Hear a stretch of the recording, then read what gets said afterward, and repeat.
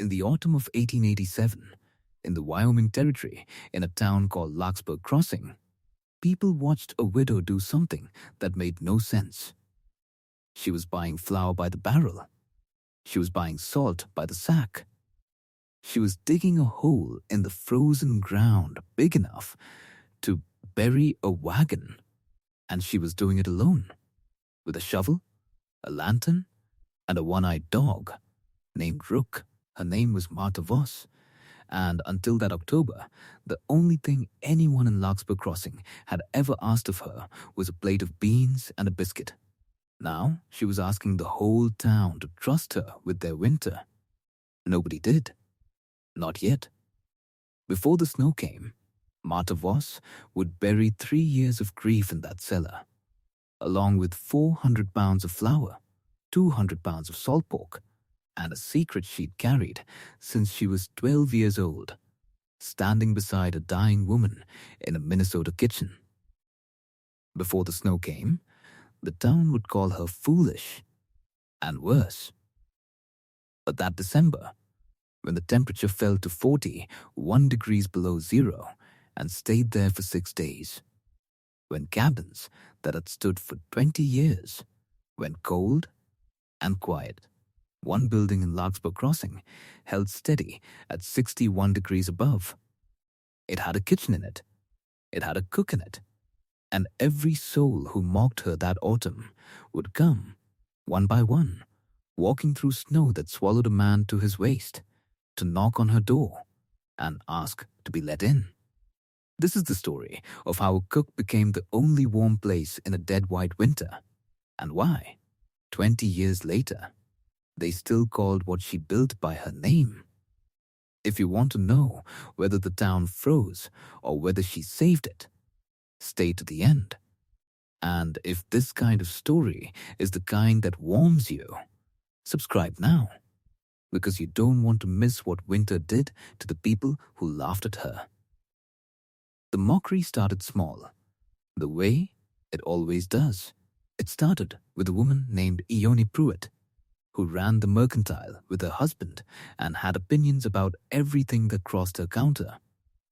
In September, when Martha Voss came in and ordered 4 barrels of flour instead of her usual one, Ione laughed out loud, right there among the nail kegs and the bolts of gingham.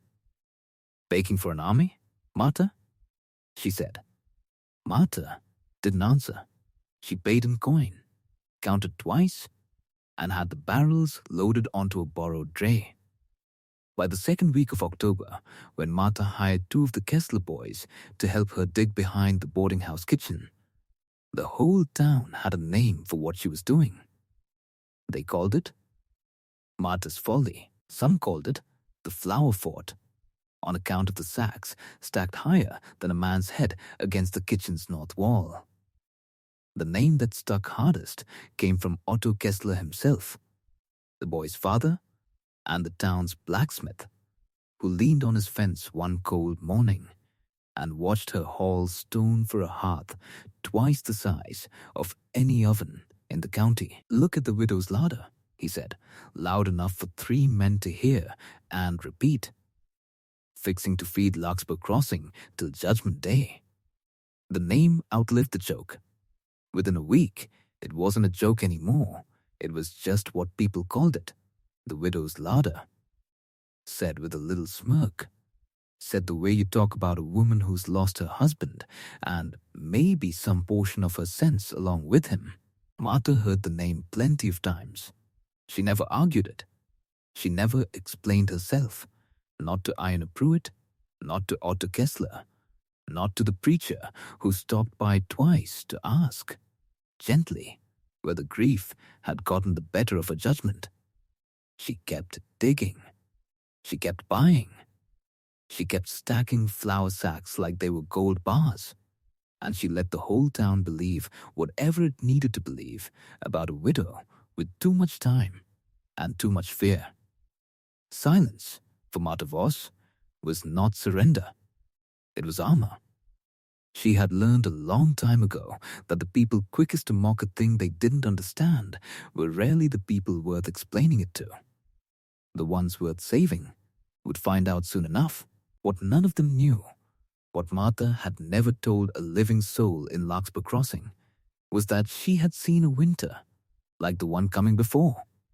She had been 12 years old in a soddy kitchen in Minnesota, in a winter so hard the well rope froze solid at both ends. Her grandmother, Agnes, had cooked for railroad crews for 11 years before she married, and she had a rule that Martha thought was strange back then and understood only after Agnes was gone. You did not build a wall to keep the cold out. You built a kitchen to keep the whole house fed, and a fed house forgot how to shiver. Agnes had shown her that last winter how to bank a fire so it slept instead of died, how to layer root vegetables in dry sand so they kept until May, how to dry and salt and smoke enough meat that hunger, the real killer, the quiet one, the one that crept in before the cold ever finished the job, never got a foothold in her kitchen. Martha remembered kneeling by the hearth while her grandmother, dying of a winter fever that had nothing to do with wisdom and everything to do with age, pressed her hand and said the words that would live in Martha for the rest of her life. Hunger opens the door that cold walks through. Agnes told her, keep that door shut, girl, and the cold can howl outside all it wants. Martha had buried her grandmother in March, in ground so hard it took 3 men and 2 days to open it. She had carried that aphorism west with her, married a good man named Henrik Voss, and never once had to use it until the winter, 3 years past, when Henrik went out in a whiteout to bring in wood for a stove that had run low and did not come back. She had found him 40 feet from the door. He had been strong. He had been careful. He had simply run out of daylight and warmth at the same moment, and the cold had walked through a door that hunger and haste had left open. Martha buried her husband beside a fence post that still bore a rope burn from where she tied herself, searching, so she wouldn't be lost beside him. She never spoke of that winter to anyone in Larkspur Crossing. But she carried her grandmother's rule like a coal in her chest, and when the geese flew south early that September, 3 weeks ahead of any year she could remember, she knew what kind of winter was walking toward them, and she knew exactly what she meant to do about it. The most respected man in Larkspur Crossing was not the preacher, and it was not the mayor. It was a rancher named Cyrus Halloran, a man who had wintered 40 head of cattle through 3 of the worst years anyone could name and lost fewer than most. When Halloran rode into town in late October and saw the size of Martha's cellar and the height of her flour sacks, he did not laugh like the others. He climbed down from his horse, walked the length of a hearth wall with his hat pushed back, and studied the mortar joints like a man reading a ledger. Then he turned to her and said what he believed, plainly, the way a serious man speaks to another serious person, even when he thinks she's wrong. Martha, I mean you no disrespect, but green mortar in a Wyoming fall doesn't cure right. Moisture gets trapped behind that stone, and when the deep cold comes, it'll crack your hearth wide open, and you'll have spent a season's wages on a hole that draws the cold in instead of keeping it out. And that cellar, he nodded at the raw earth walls. Dig it too shallow. Mice and damp ruin your stores by January. Dig it without proper drainage, and come thaw, you'll flood it and lose everything at once. Not slow. I've seen good men lose a whole winter's food to less ambition than this. He wasn't cruel about it. He tipped his hat and told her he hoped she proved him wrong. And he meant it, which was worse in its way than mockery, because Martha respected him too much to dismiss what he'd said. Halloran's objections were the ones that kept her up at night, turning them over, testing them against what her grandmother had taught her and what she had already built. He was right about the mortar. He was right that a cellar dug in haste could kill everything in it just as surely as a blizzard could. She did not argue with him in the road that day. She only nodded once and went back to work, because the surest answer to a fair question was never a speech. It was a wall that held. Halloran wasn't the only one who doubted her out loud, but he was the only one whose doubt she carried home with her and turned over by lamplight. The preacher's doubt she could forgive as concern. Ione Pruitt's doubt she could dismiss as a woman who had never once gone hungry a day in her life and so had never learned to fear it properly. But Halloran had wintered cattle through droughts and blizzards both, had buried more livestock than most men in the territory owned, and knew cold the way other men knew scripture. If a man like that thought her folly would kill her instead of save her, some quiet part of Martha wondered, in the dark, whether he might be right. She did not let the wondering stop her hands. She only let it make her slower, more careful, more exact, measuring twice where she might once have measured once, curing each course of mortar a full week longer than she'd first planned, because a credible man's fair doubt was worth more to a careful builder than a fool's blind faith ever could be. Through the last weeks of October and into November, Martha built. She woke before first light and worked until the lantern gave out, and the work was not gentle on her hands. The cellar came first, 9 feet down, not the customary 5, because Agnes had taught her that Wyoming frost could bite deeper than most men believed, and a shallow cellar was a promise you'd have to break by January. She lined the walls with field stone hauled, 2 at a time, from the creek bed a half-mile off, her palms splitting and healing and splitting again until they went hard as harness leather. She cut a drainage channel along the low side of the floor, angled a full 3 inches over its 22-foot run, so no thaw water would ever pool where her stores sat. She laid river sand 8 inches deep across the floor and buried carrots, turnips, potatoes, and beets in it root end down, the way Agnes had shown her, so they slept through the cold instead of rotting in it.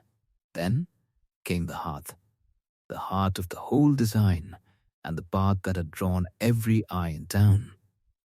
It was not 1 oven, but 2, built into a single thick wall of stone and clay, 30 inches through at its narrowest point, so that a fire lit at dawn still gave off heat at midnight. She had learned the principle from her grandmother without ever hearing it named in a schoolbook.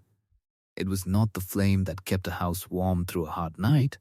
It was the mass behind the flame, stone and clay so dense and so still that they drank up heat all day and gave it back all night, long after the fire itself had gone to coals. A good stove warmed a room.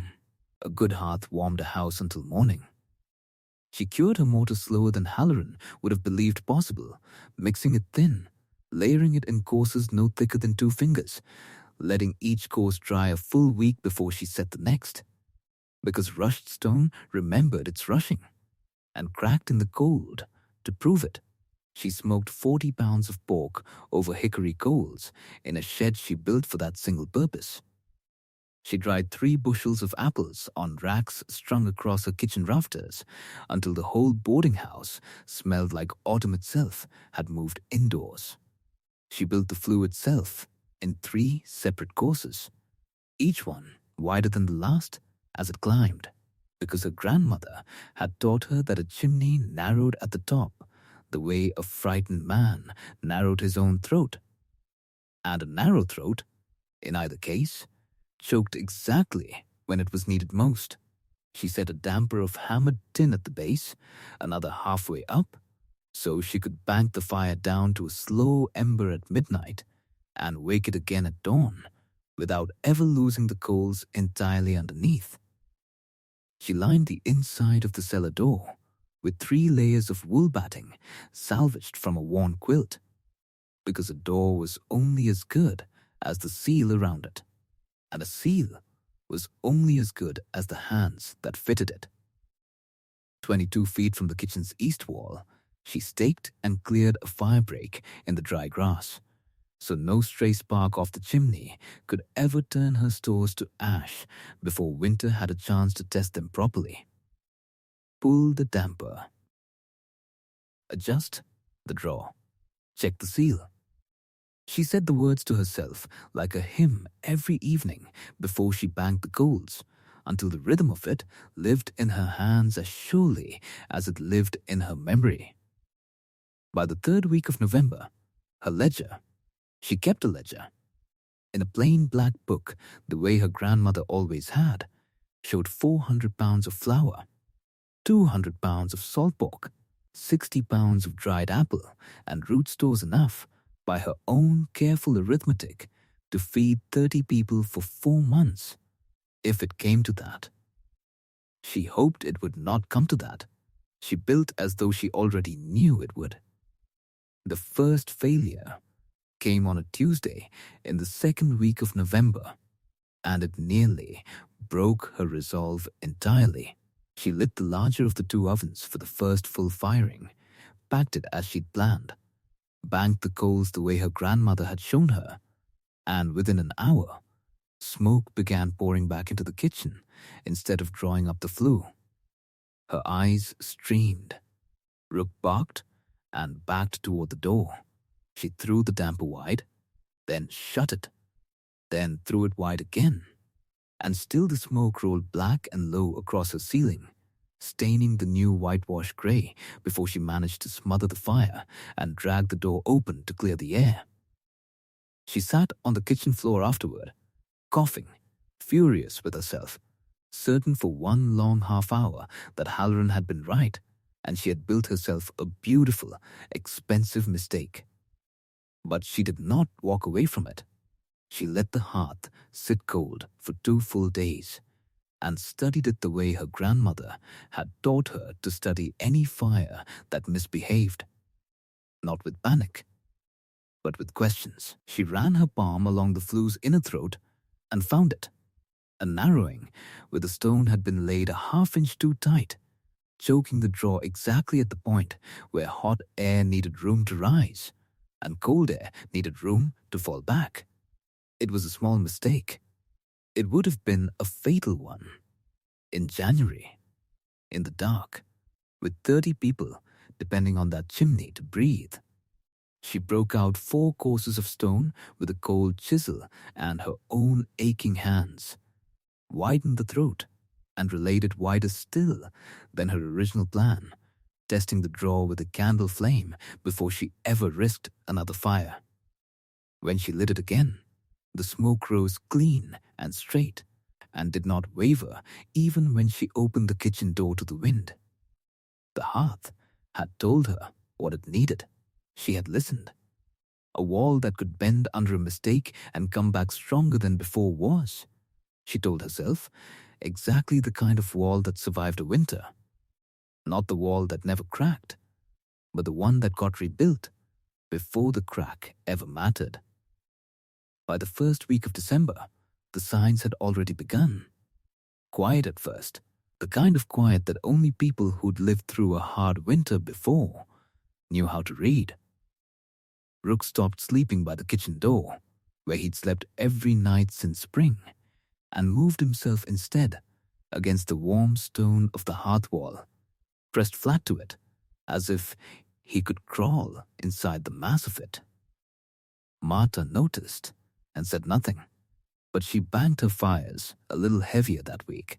The geese that should have still been passing over in scattered lazy strings were long gone, 3 weeks early, as though something in the sky had told them to hurry. Old man Pruitt, who'd read weather off the ridgeline for 40 years and was rarely wrong, stopped by the boarding house on the 9th of December, turned his face to a sky the color of a knife blade, and said only, "It's too still." He was right.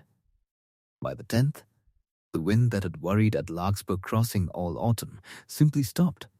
All at once, the way a held breath stops. No branches moved. No dust lifted off the road. Smoke from every chimney in town rose straight up, undisturbed, into a sky gone the flat grey white of old tin. Martha stood in her doorway that evening and felt the stillness settle over the whole valley like something waiting. She went back inside, checked her ledger by lamplight, counted her woodpile, 11 cords, stacked and dry, and went to bed early, because some part of her, the part that had buried her husband in ground the same stillness had once hardened, already knew what was coming. By August, she had told herself she had time. By October, she had told herself she had enough. By the 9th of December, standing in that unnatural stillness, with Rook pressed hard against the hearthstone and the sky gone the color of an old knife, she understood there was no more telling herself anything at all. There was only what she had built and whether it would hold. It came on the 11th of December, before dawn, without warning shots or gentle build, the temperature falling so fast that the boarding house windows frosted over from the inside within an hour. By noon, it was 11 below. By midnight, it was 30 below, and the wind that had been holding its breath for 2 days finally let it out all at once. A wind that came screaming down off the mountains at what old Pruitt swore was 60 miles an hour, driving snow sideways, so thick a man couldn't see his own outstretched hand. They came to call it the Bone Winter of '87, and in the years after, old-timers would tell you the thermometer at the land office read 41 degrees below zero on the worst morning of it, and never lied about it once. Nature had arrived, and nature did not knock politely, and it did not negotiate its verdicts. It simply asked one question of every building in Larkspur Crossing. Could the cold get in? And it began, methodically, testing the answer, cabin by cabin, wall by wall, the way a judge reads a docket, without mercy and without malice, because mercy and malice both required caring what happened to you. And the storm cared about nothing at all. By the end of the first day, 3 ranches on the north side of the valley had already lost stock, standing frozen in the open. And by the second day, word came slow and broken through the wind that a hired hand out checking fence lines near the Halloran spread had gone missing entirely, found only after the worst of it passed. Too late for anything but a burial. The wind did not pause to grieve him. It did not pause for anything. Snow drove sideways so hard it built drifts against the north walls of every building in town, 8 feet deep by the second morning, burying doors, burying woodpiles men had left too far from their own back steps, burying anything that had not been gathered close before the stillness ended. Martha's own woodpile, stacked tight against the kitchen wall the week before, stayed clear enough to reach with 2 shovel strokes. She had built for this exact morning without ever knowing its exact shape, only its certainty. The second night was the worst of it, and it nearly killed her near midnight. With the wind still screaming and the cold deeper than anything Martha had felt since Minnesota, she woke to a change in the sound of her own hearth. A low, wrong hiss instead of the steady draw she'd trained her ear to expect. She lit a lamp and found the trouble at once. The exterior flue cap, iced over from driven snow, had begun choking the draw exactly the way the narrow throat had choked it back in November. Except this time, there was no 2 days to sit and study it calmly. The fire was already starving, and if it died in this cold stone 30 inches thick, would take a full day to warm again. A day nobody sleeping under her roof could survive. She wrapped herself in every coat she owned, tied a rope from the kitchen door to her own waist the way she'd once tied herself searching for Henrik, and went out into a wind that took her breath before she'd gone 3 steps. She could not see the roofline. She found the chimney by memory and touch alone, climbing a ladder rimed thick with ice, her bare fingers going numb inside frozen mittens as she chipped at the flue cap with a fire iron, one hand locked white-knuckled around the rope. The wind tried twice to take her off that ladder. She did not let it. When the ice finally broke free and the draw caught again with a sound like a held breath finally released, she climbed down, half frozen, half blind. And Rook met her at the door, pressed so hard against her legs she nearly fell, and together they got back inside. Before the cold finished what it had started, she sat by her own hearth afterward, shaking, thawing her fingers slowly in water that wasn't quite warm, and understood, more clearly than she ever had, that a system built to survive a winter was only as good as the person willing to go out into it and keep it breathing. Rook would not leave her side that night, would not settle even when the fire caught and steadied, and lay instead with his head across her frozen boots, as though his own warmth was something he owed her.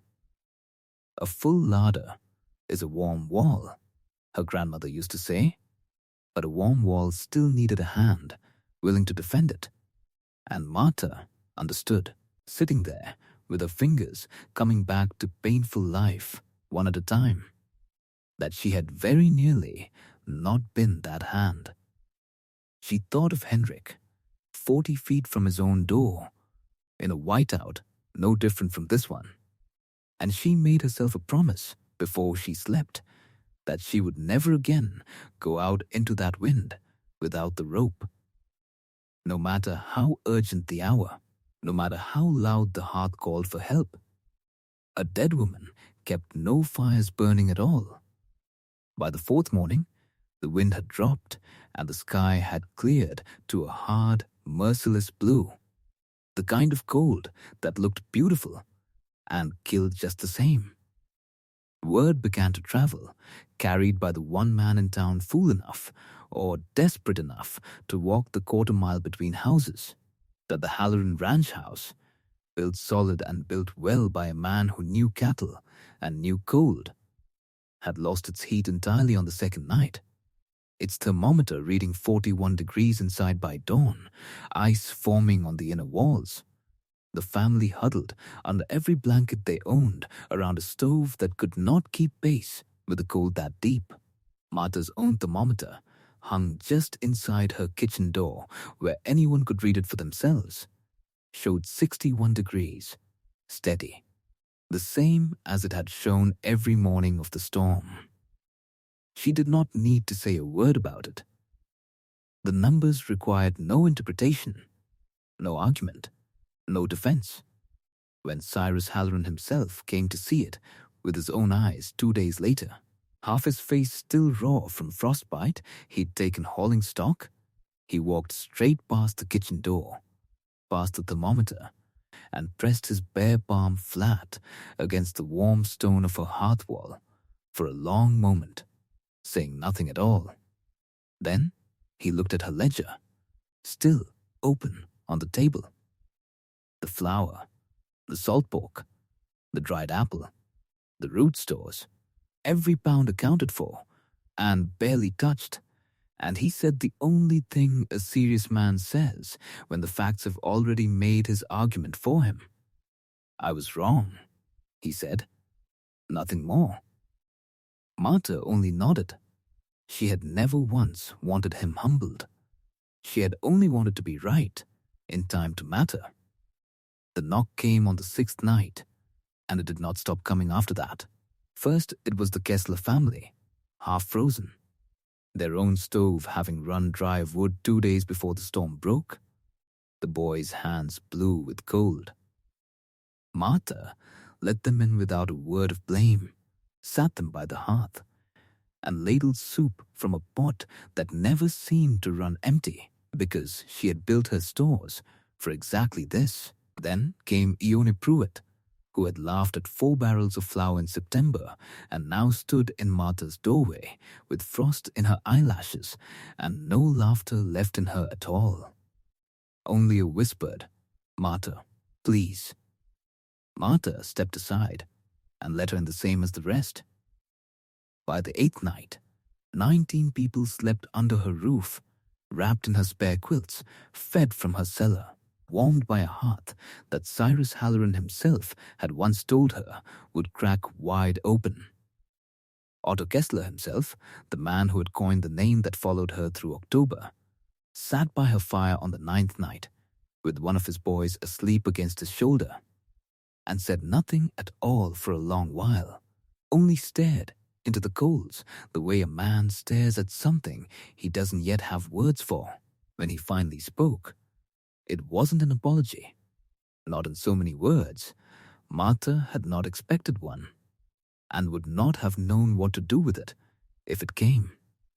He only asked, quiet, whether she might teach him how she'd cured the mortar so slow, come spring, so he could build one the same for his own family before another winter like this one found them wanting. She said she would. That was the whole of it. She never once reminded them what they'd called it. She never once said the words widow's folly back to a single soul who'd used them. She only fed them and banked the fire a little heavier for the extra bodies, and let the warm stone do the talking that pride would never have let her do herself. The bone winter broke in late January, and by spring the story of the widow's kitchen had traveled the length of the valley and past it. Neighboring ranches sent men to study her hearth, to measure the thickness of her walls, to ask how deep she'd dug her cellar, and how she'd cured her mortar so slow it never once cracked.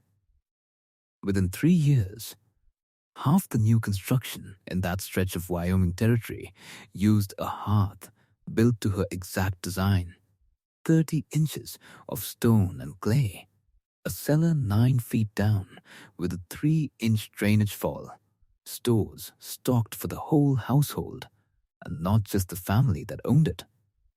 Cyrus Halloran built the second one ever raised in the valley, and paid Martha in cattle for the teaching of it, and never once let a season pass afterward without saying, to anyone who'd listen, that the smartest thing he ever did was change his mind in front of the person who'd proven him wrong.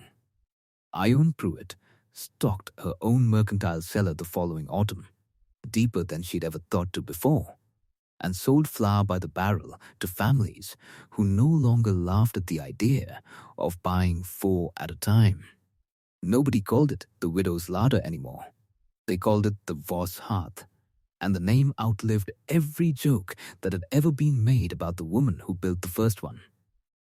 The idea outlived the argument, the way good ideas always do, long after the people who'd mocked it were gone and forgotten, and only the thing that worked remained standing. The strongest shelter Larkspur Crossing ever built wasn't the one that looked strongest from the road. It was the one that fed the people inside it as surely as it warmed them. Because a house that lets its people go hungry has already opened a door the cold will walk straight through. Martha Voss knew that before anyone else in that valley, and she paid for the knowing with a husband and a winter of her own before she ever got the chance to prove it to a town that laughed at her first. So here's the question winter always asks, and it never once cares how you answer. Would you have laughed at the cook stacking flour sacks like gold in September? Or would you have been one of the few quiet enough, humble enough to go home and start filling your own cellar right alongside her